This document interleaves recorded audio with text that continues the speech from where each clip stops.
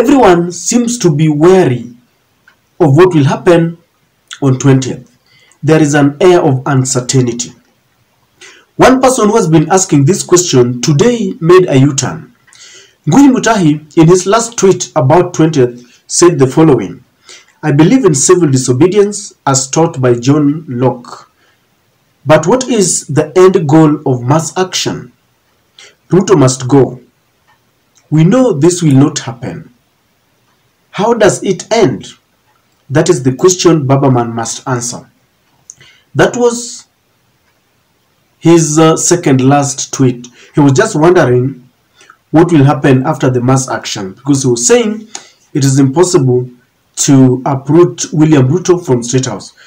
But then, in another tweet, the same Ngunyi seems to have made a U-turn, and he's giving an answer to the question that he had asked earlier. He's saying Babaman has 50 years of experience in nuisance politics. Ruto is of choleric temper and easy to irritate. Babaman will irritate Ruto until he snaps. Then Raila will dare him to do what he does when he gets annoyed. 20th of March is just the beginning. So that is Ngunyi. You see, at first Ngunyi was saying, where are we ending with all this? But then after a lot of scrutiny, you see, Ngunyi is a political scientist, and he interprets quite a lot of Kenyan and international politics. So Ngunyi is saying that William Ruto is easily irritated, and Raila Odinga seems to have mastered this. And he says that owing to the experience that Raila has in nuisance politics, where he simply irritates you, then you react. And he says that Raila will irritate Ruto, and because Ruto gets annoyed very fast, he will be annoyed. Then after he gets annoyed, Raila will now dare him do what you do best when you are annoyed. You see, William Ruto right now is the commander-in-chief of all the armed forces. He's got the sword. And I have always said here that William Ruto has the forces, but Raila has even a stronger force, the force of the people. Even the military and the police themselves, I can assure you, it's divided.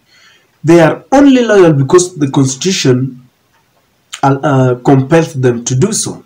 But there are people who understand what is happening. They know why we are here. They know how we got ourselves into this situation, because they know people went for elections, and there was an element of election malpractice. They also understand, the same forces, that Kenyans are really suffering from myriad of problems.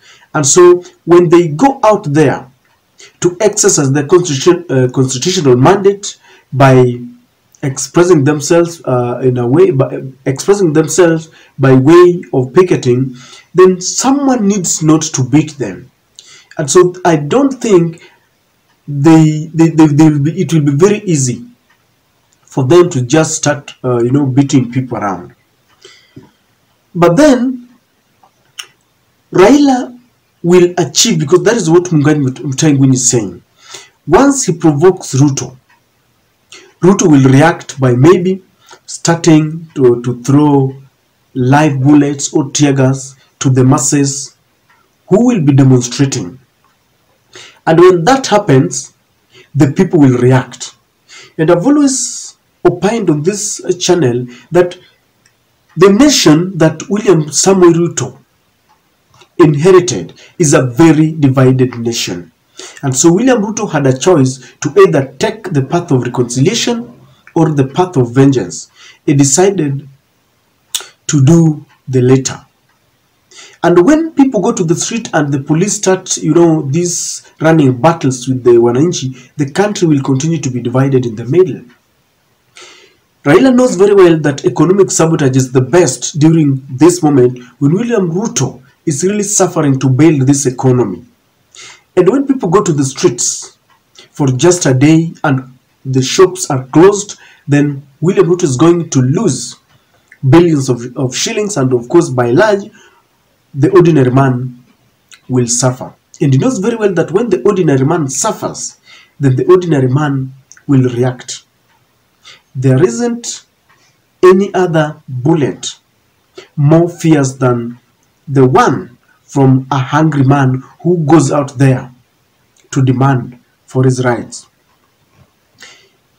Kenyans are suffering, as I said, and it is like we are sitting on a letter bomb.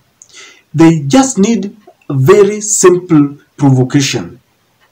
Many people are quiet, like they say that when you see a quiet lion lying prostrate on the floor, do not confuse it for a cat, because it will ravage on you. So if you look at the situation that we are in today, with youths who don't have jobs, and that is why when Raila calls for these mass actions even during the day, during weekdays, then people get opportunity to go for those rallies, because many youths do not have something to do.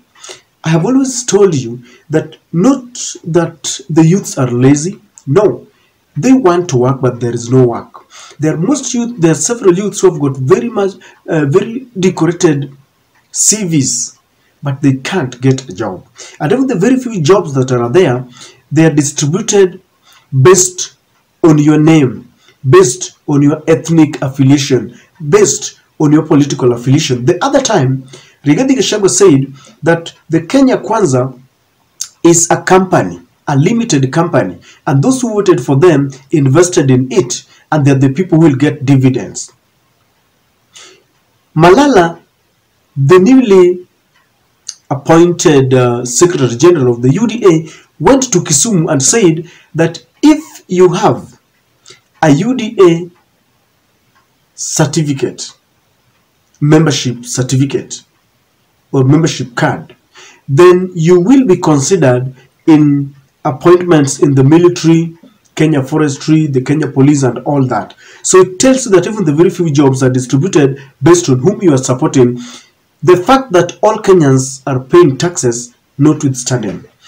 The other thing that Raila is taking cognizant is, Raila is also taking cognizant of the fact that when Kenya go to war, when it escalates to a level that is now unmanageable, the big boys will come in. US will now come in, and Britain will come in, because as we speak, they have started piling pressure on Raila Amolo Odinga to back down, to abandon its cause. But it's no longer about Raila. People say this is the people's affair. It is the people's cause, because it is the people who are suffering. Many say that, Raila is not suffering. He's only at the forefront to lead us. But the ultimate goal is for us, the Kenyan people. So when they finally come in, Raila will ask the biggest question, the elephant in the room. Why are we fighting? Open the server.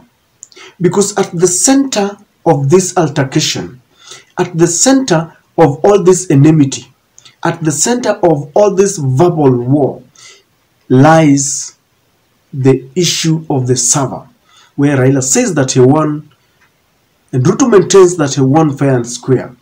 As Kenyans, we are in the middle, and we are confused. Now, to unravel this confusion, that server should just be opened, because it is a simple task. It is as simple as ABCD. You just open the server, let the experts from both sides scrutinize, and we will know who won. There is no need for people to go there and we lose innocent blood for something that we can easily avoid.